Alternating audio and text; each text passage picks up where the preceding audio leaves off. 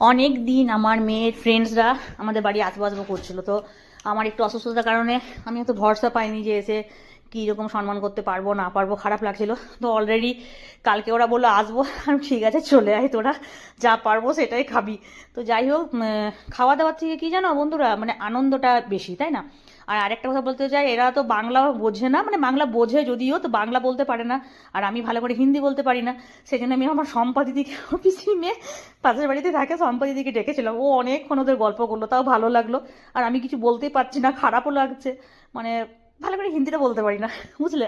তো যাই হোক, এই যে খাওয়া দাওয়া করছে, আনন্দ ফুর্তি করছে, এটাই অনেক। আর আমার না একদম সে আমি যেমন আগে, মানে বিয়ের আগেকার কথা মনে পড়ে যাচ্ছে, স্কুল কলেজ লাইফের কথা। তো খুব এনজয় করেছে ওরা, খুব খুশি আমাদের বাড়িতে এসে। তারপর বললাম আবার আসবি যখন ইচ্ছে হবে। আহ, তো এইভাবে হাসি খুশিভাবে থেকে যায়। আর সবাইকে নিয়ে থাকতে, হাসি খুশিভাবে থাকতে কার না ভালো লাগে বলো বন্ধুরা? এভাবে যাতে সবাইকে নিয়ে এগিয়ে যেতে পারি, মনের মধ্যে যাতে শান্তিটা বজায় থাকে।